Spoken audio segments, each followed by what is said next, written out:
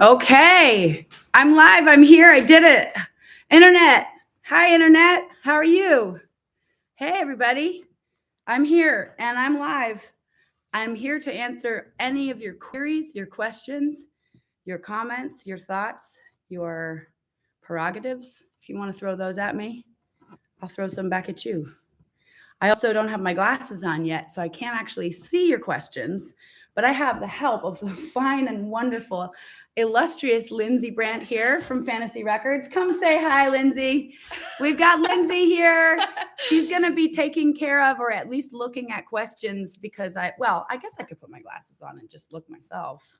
It's tiny font. It's pretty tiny. Oh, that's better anyways. You know, instant eye makeup. Hi, everybody. I think you can start right up here. Okay, let's see. What's your favorite song to play off the new album? Oh my gosh. Okay, what's my favorite song to play off the new album? That's so far we've played Little Hitchhiker, Mother Road, Rose Colored Rear View. We played Futureland once. We played I think so far right now, honestly, Mother Road, Rose Colored Rear View, and Good Time are the three sort of hot stack that we do whenever I'm introducing the new album. I've had a chance to sort of trial a few songs, but it's sort of fun for me because every show I get to do a little different thing. So I'm getting more experimental with Mother Road and with Good Time because, well, they're party songs. So once the crowd starts partying, I get to party, and then we jam together. So yeah, I'd say those two are kind of tied right now. Okay, the next question from Lila. Now that you've reached this new decade in life, does the Mother Road feel like your most authentic or powerful place you've been to yet? The birthplace of the next epic adventure. What a good question. What a great question, Lila. Way to kill it. Yeah, actually, for me, I think you just kind of answered the question yourself. What a thoughtful comment. Now that you've reached this new decade in life, does Mother Road feel like the most authentic or powerful place you've been to yet? Absolutely, it does. Truthfully, the birthplace of my next epic adventure, I think we're all on an epic adventure all the time, but I've never found a way to have the music match in real time what I'm going through and experiencing as a songwriter and as a mom and as a touring musician, all in one place, quite the way things came together with this record. It just fell into place. And I think you can hear it on the recordings. That's not edited. That's just what happened in the studio. I didn't even have the lyrics finished for a lot of the songs. I was just kind of taking in stride and hoping and trusting that my heavily worked tour muscle was going to kick in and know what to do. And I think it's really a comfortable place for me. I think it leads really well into the next question from Emily. How long did it take you to conceptualize the album, and did the concept come first or the songs? Okay, concept or songs first.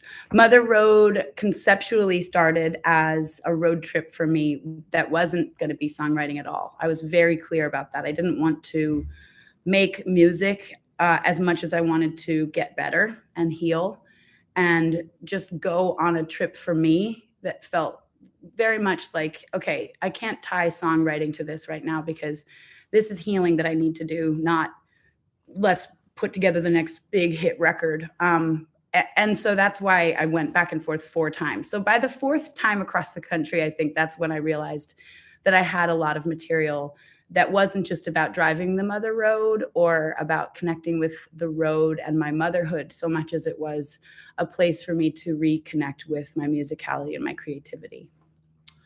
Looking back on your musical journey, an epic trip in its own right, what do you think your past self would think about where you've landed now on the Mother Road? Would she have any advice for you? Oh my God, Lila, are you killing it or what over here? I don't know who Lila is, but I think she was hired by somebody. Yeah. She's my intern. Yeah. Yeah, I think the advice I would give my past self would be to trust my gut more. Trusting my intuition, which is a lyric that I talk about in the song Ready, Set, Go, which you'll hear in the future somewhere. It is about really knowing. My gut tends to know what I should and shouldn't pursue much more than my brain does. And I'm really good at talking my gut out of things and listening to my brain. I would just tell my past self, like, don't trust the gut first, talk to the brain later, like keep the brain offline until you really know what you want. Okay, this one I like because I would like you to stay here in California. What do you love about living on both the West and the East Coast? Oh, yeah. So I think for me, the West Coast is a place of reinvention and imagining a blank canvas for myself that I have the freedom to splash any color paint on that I want. It's what allowed me to really be a genre hopping, shape shifting creative force where I didn't feel that there was any judgment or eyes on me. It was like a place where I could go and kind of be invisible because there's so many fancy people out here. I feel like I kind of just fade into the wallpaper until I'm ready to come out.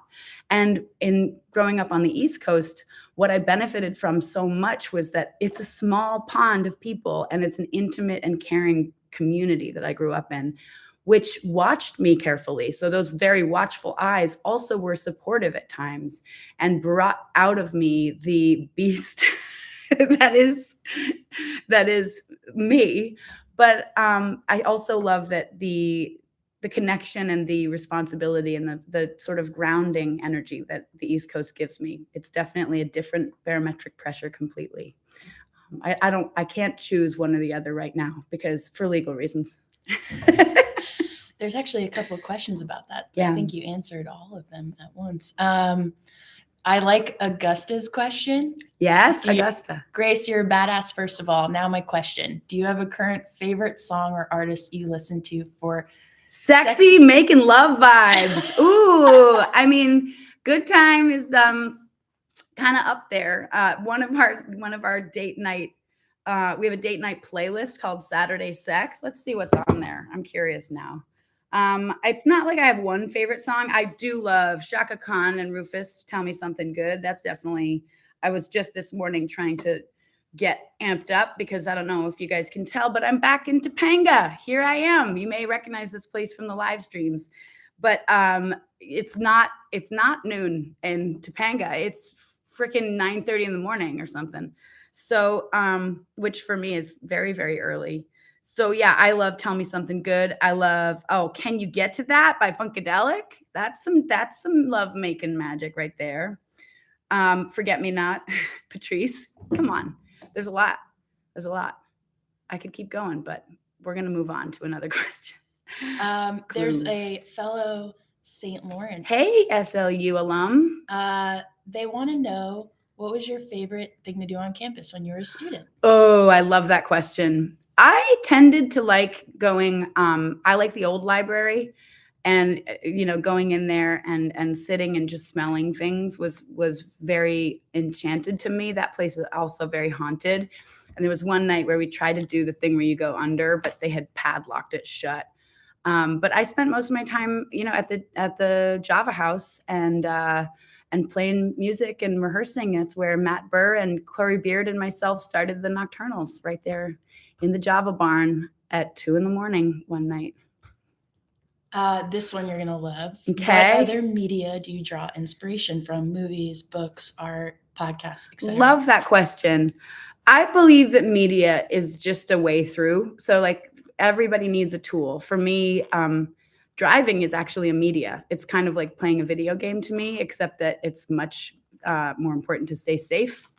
It's not like a kill button that I have like a video game. But for me, filmmaking has always been such a huge piece of my storytelling. And, I've described it many times as a songwriter, that I like to tell stories as if it's in a film and that there's a cinematic quality to it. Same goes with writing a set list for a live show. There has to feel like there's a beginning and a middle and an end, and maybe put your hero through a little adversity in the middle and have a little scuffle, and then bring it all home with some soul-wrenching tear jerkers, and then a flame-throwing, banger in the encore.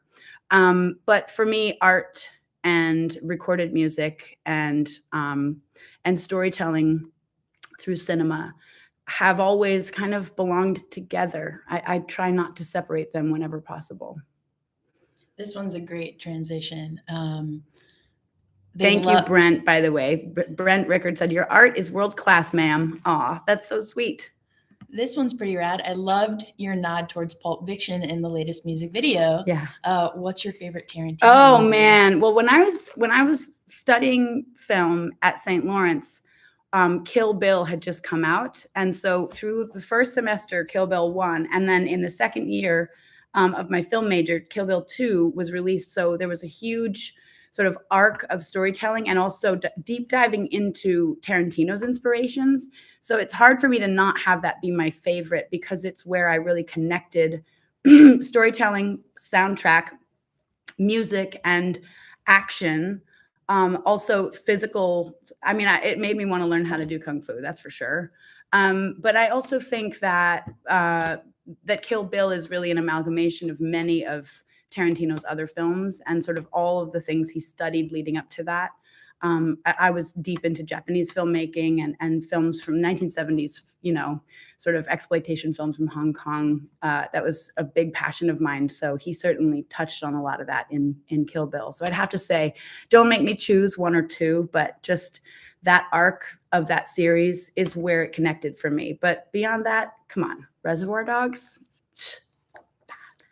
That's the answer. Yep. Well, it's 10, so the video is about okay. To that's you it. Set it up. All right, everybody. Here we go. This is the latest installment in the weird little mountain that is Mother Road, and it's a cinematic experience that explores one of the diner characters that you've already met from the Mother Road music video. I very much hope you enjoy this. We're picking up where we left off, and this is the music video. Good time. Bye, Internet.